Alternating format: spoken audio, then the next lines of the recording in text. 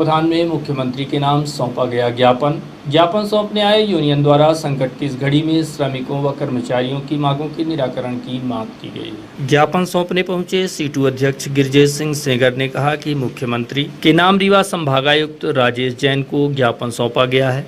सौंपे गए ज्ञापन में श्रमिक विरोधी संशोधन वापस किए जाने, प्रवासी श्रमिकों को रोजगार दिए जाने सहित अन्य व्यवस्थाएं बनाई जाने की मांग की गई है। इसी तरह के विभिन्न मुद्दों पर प्रदेश के मुखिया का ध्यान आकृष्ट कराया गया है। ज्ञापन के माध्यम से की गई मांगों के संबंध में सीटू अध्यक्ष गिरिजेश सिंह सेंगर से बात की गई तो इन्होंने इसके संबंध में विस्तार से जानकारी दी। इसके अलावा जेपी प्रबंधन की मनमानी व श्रमिकों समेत कर्मचारियों से रोजगार छीनने के चलते लोगों के सामने विकराल संकट खड़ा हो चुका है और कंपनी प्रबंधन लगातार केंद्र व राज्य सरकार की गाइडलाइन का उल्लंघन करने में आमादा है। इस संबंध में भी संभागायुक्त का ध्यान आकृष्ट किया गया है।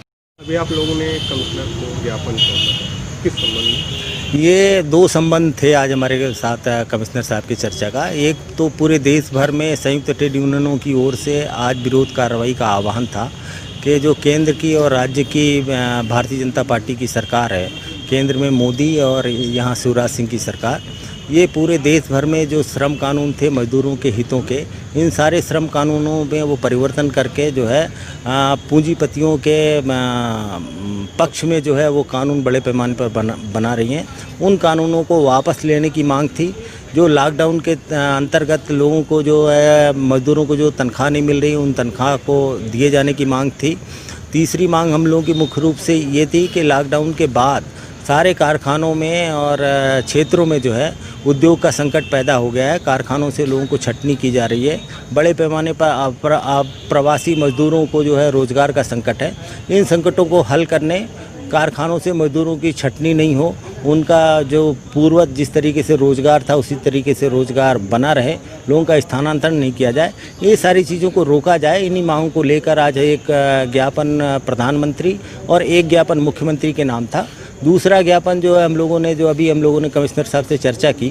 इस रीवा ज़िले के अंदर सीमेंट का एक जो बड़ा कारखाना है और उद्योग रोज़गार के लिए एक जो यहाँ पर संसाधन है सीमेंट कारखानों का, उस पे बड़े पैमाने पर जेपी सीमेंट फैक्ट्री द्वारा मजदूरों की छटनी की जा रही है, लोगों का स्थानांतरण किया जा रहा है। जो यूनियन के वहाँ पर नेता हैं, जो प्रबंधन द्वारा होने वाले अन्याय के खिलाफ आवाज़ उठाते हैं, उनके ऊपर दमन किया जा रहा है, उनका सबका स्थानांतरण किया जा रहा है। इस सवाल पर भी हम लोगों ने कमिश्नर साहब से बात की है। आज पूर्व में हम लोगों ने कलेक्टर साहब और सांसद महोदय से भी इस संबंध में हस्तक्षेप का आग्रह किया था, पर अभी तक कोई सकारात्मक कार्रवाई नहीं हुई। तो आज हम लोगों ने कमिश्नर साहब से आकर ये कहा है कि वहाँ पर जो छटनी हो रही, स्थानांतरण हो रहा है, उसको रोका जाए, नहीं तो उस पूरे क्षेत्र में हम लोग एक किसी बड़े आंदोलन की ओर जाएंगे, जिसकी जिम्मेदारी प्रशासन की होगी और प्रबंधन की होगी। अभी आप लोगों को क्या आश्वासन मिला? अभी उन्होंने कहा है कि हम इस संबंध में वो है कार्रवाई करते हैं।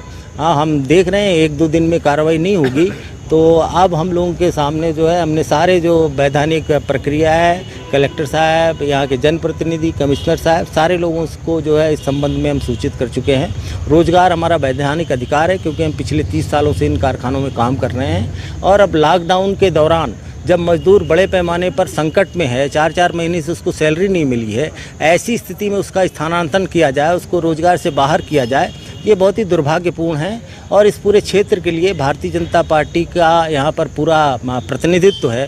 केंद्र में भी भारतीय जनता पार्टी के यहाँ पर सांसद हैं और राज्य में भी सारे एमएलए जो हैं वो भारतीय जनता पार्टी के हैं। और उस ज़िले के अंदर केंद्र और राज्य सरकार के आदेशों का पालन नहीं करे कोई उद्योग, तो मुझे लगता है कि ये बहुत ही दुर्भाग्य का है। और ये इस तरीके का प्रबंधन करेगा, अपना रवैया अख्तियार करेगा, तो CI2 इसका मुकाबला करेगा। महिलाओं के बारे में आंगनवाड़ी और आशा कार्यकर्ताएं जो हैं वो पूरे समय काम करती हैं और उनको ना तो कर्मचारी का दर्जा दिया जा रहा है, ना तो उनको न्यूनतम वेतन दिया जा रहा है। तो हमारी मांग है कि सभी आंगनवाड़ी कार्यकर्ताओं और आशा कार्यकर्ताओं को नियमित किया जाए और जब तक नहीं करते तब तक न्यूनतम वेतन 25,000 रुपये दिया जाए और पेंशन दी जाए रिटायरमेंट पे, बिना कुछ दिए उनको रिटायर किया जा रहा है। और इसके साथ में जो है अभी तक कोरोना योद्धा आंगनवाड़ी कार्यकर्ताओं को बनाया गया था और 50 लाख रुपए का बीमा था कि अगर उनकी मृत्यु होती है कोरोना से तो 50 लाख दिया जाएगा। लेकिन वो 50 लाख रुपए जो है अब बंद कर दिया गया है, तो उसको बीमा से हटा दिया गया है। और काम जबकि कार्यकर्ता ही निचले स्तर से करके देती है तब ऊपर तक काम जाता है। और ऊपर वालों का नाम होता है और आंगनवाड़ी कार्यकर्ता आशा कार्यकर्ता का कहीं नाम नहीं आता है। तो ये जो सारा दोगलापन चल रहा है इसके खिलाफ हमारी लड़ाई है। और 10,000 रुपये की जो घोषणा की थी कार्यकर्ताओं को देने का, वो भी अभी तक एक भी किस्त नहीं दी है, जबकि ये 3 महीने का कोरोना का ये समय निकल गया और चौथा महीना शुरू है।